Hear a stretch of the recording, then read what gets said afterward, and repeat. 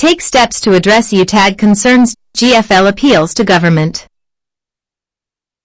The Ghana Federation of Labour, GFL, has appealed to the government to respond positively to the demands of lecturers in public universities, who have been on strike over market premium and research allowances for almost 3 weeks now. The lecturers have been on strike since January 10th, with the public universities risking an imminent shutdown if there is no resolution to the concerns of the lecturers.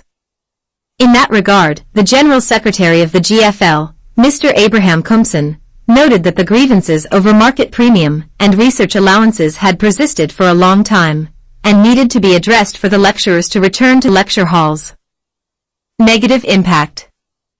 Speaking to Graphic Online today, January 27th, he said, the GFL was aware that the government reneged on its commitment to address the concerns of the University Teachers Association of Ghana, Utag, since last year. The GFL is monitoring with grave concern the adamant approach to resolving the recurring labor agitations among the university lecturers, in spite of commitments made last year to give space to the government to honor its pledge to address the grievances. The development, especially in the wake of the already negative impact of COVID-19 on smooth academic work, is indeed disturbing, he said. He said it was important to address the concerns of Utag as a matter of urgency, to mitigate the negative impact the strike was having on parents and students. He said a speedy resolution of the issue was not negotiable, because while the tango between the government and the university lecturers persisted, it was the students and parents who suffered the most.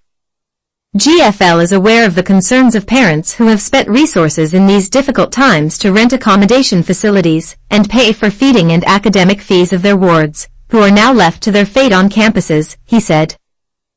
Take responsibility.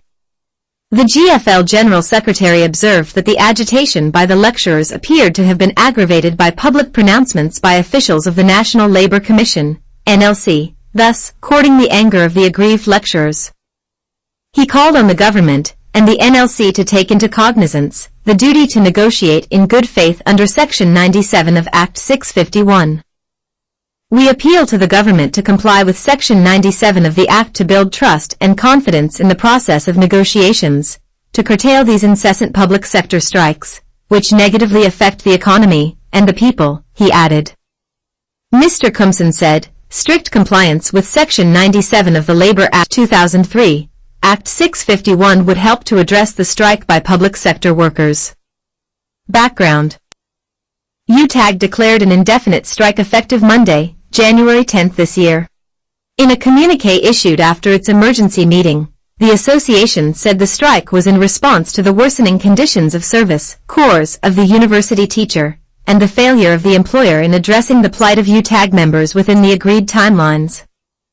Among other things, Utag is demanding the employer to restore members to the 2013 Interim Market Premium, IMP, of 114% of basic salary in the interim, while the government goes on to formulate guidelines to implement the appropriate recommendations to address the conditions of service of the university teachers. Ghana, Accra.